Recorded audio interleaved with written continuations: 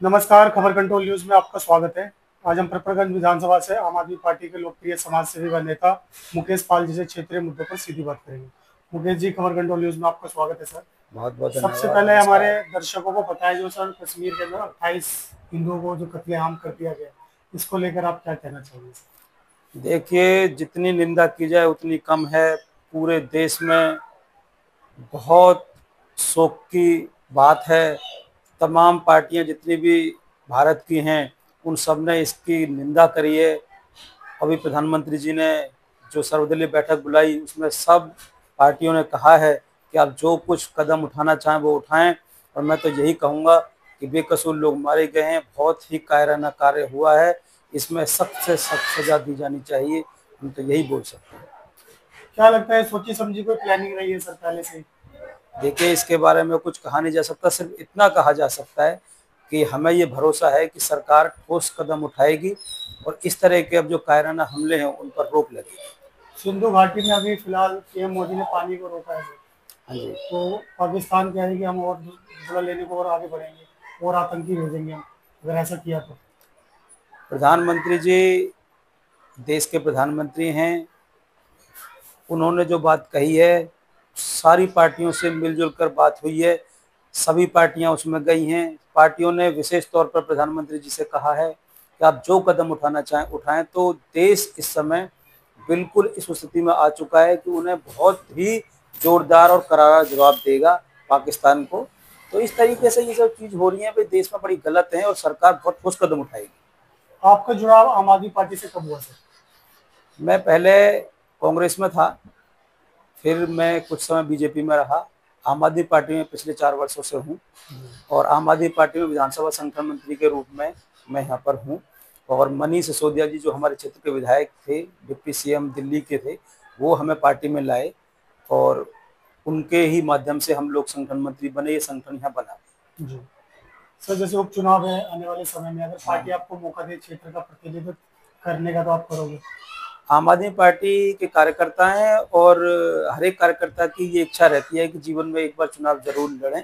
तो अगर आम आदमी पार्टी 198 जो वार्ड है हमारा विनोद नगर का, यदि वहाँ से पार्टी मुझे प्रत्याशी बनाएगी तो मैं पार्टी के इस कदम का स्वागत करूंगा और पार्टी को ये विश्वास दिलाने का पूरा पूरा मेरा प्रयास रहेगा कि जीत हासिल हो, सीट जीतकर पार्टी की झोली में डाली जाए। तो आपका संगठन में इतनी पूरी पकड़ है सर? पूरी संगठन में पकड़ है, सभी हमारे यहाँ लोग मिलजुल कर काम करते हैं और हमारे यहाँ हिंदू मुस्लिम सिख ईसाई सभी तरह का समीकरण पूरी विधानसभा में है और उस वार्ड में भी है। और हमारे यहाँ हर एक आदमी बड़ा मिलजुल काम कर रहा है। मनीष जी 17 महीने जेल में भी रहे, तब भी हम संगठन मंत्री के रूप में काम कर रहे हैं। सब ने बड़ा साथ दिया, कार्यकर्ताओं में बड़ा प्यार है इसलिए, और इसलिए ये सीट हम लोग बाई इलेक्शन में जीत जाएंगे।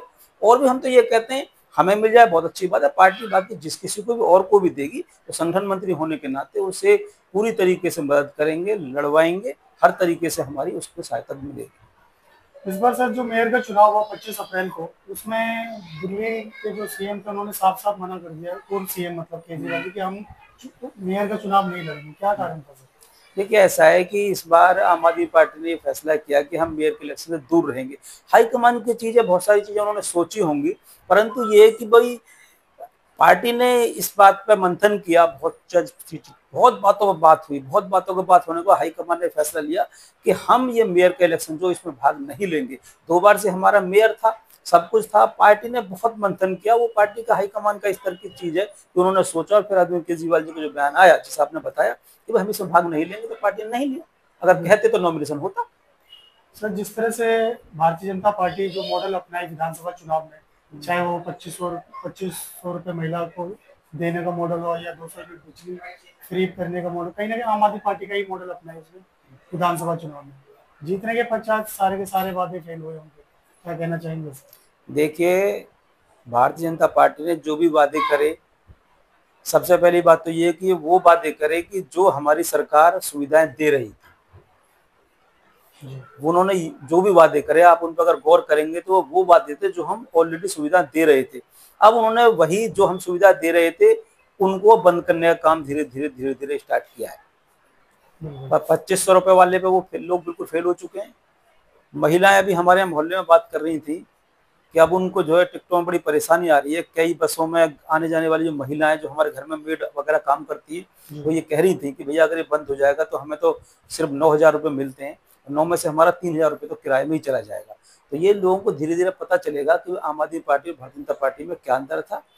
हम तो ये कहते हैं समाज के लिए अच्छे काम करे रेखा जी, दिल्ली की सीएम है, कम से कम मैं ये उनसे अनुरोध करना चाहता हूँ कि दिल्ली में फ्री बस सुविधा महिलाओं की जो इसको वो लागू करें, क्योंकि जनहित की योजना, महिलाओं के लिए लाभकारी योजना है। इसको तो मैं कहना चाहूंगा कि लागू रखें।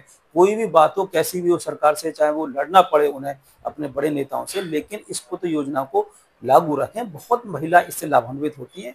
और अरविंद केजरीवाल जी ने जो ये सब कुछ किया, आप देखो शिक्षा में मनीष जी ने बहुत अच्छे अच्छे हैं स्कूल बनाए। अब वो लोग अगर इनको मेंटेनेंस भी कर लेंगे तो बहुत बड़ी बात है। ये चीज है। तो रेखा सरकार ये तो कह रही है कि हमें जो एक पास बना के देंगी, जो बस में वो पास बनाया जाएगा उन्हें, तो इस तरह को चीजों को आप जागरूक नहीं करते महिलाओं को? देखो क्या है कि पास वाली जहाँ तक बात है, अभी उसमें ना बहुत सारी चीजें साफ नहीं हो पाई हैं। किस तरीके से पास का होगा, क्या उसमें क्राइटेरिया है, कौन लोग उसमें जा पाएंगे, सर्विस क्लास को दे पाएंगे या नहीं दे पाएंगे। हमने तो सब कुछ फ्री कर रखा था। अब वो कभी कभी सुनने में आ रहा है कि क्राइटेरिया बहुत ऐसा अलग बना रहे हैं कि उससे बहुत सारी महिलाएं प्रभावित होंगी, बहुत सारे लाभ उठा भी पाएंगी, बहुत सारे नहीं भी उठा पाएंगी। तो हमारे क्या है कि ये योजना तो ये सबके लिए होनी चाहिए।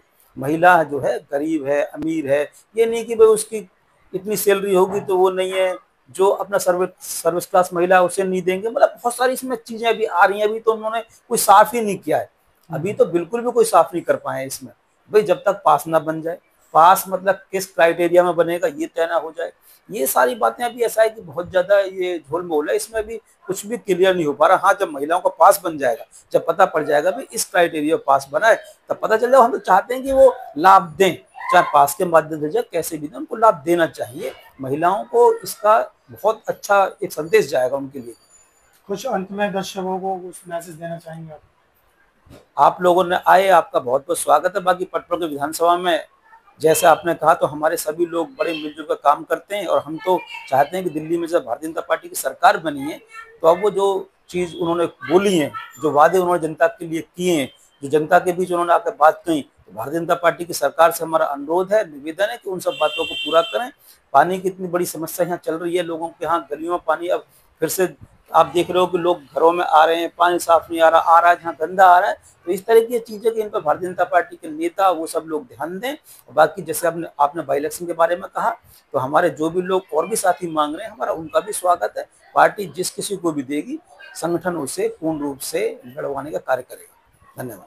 बहुत बहुत धन्यवाद सर, आपका भी, आपने समय निकाल के हमसे बात की। शुक्रिया, धन्यवाद।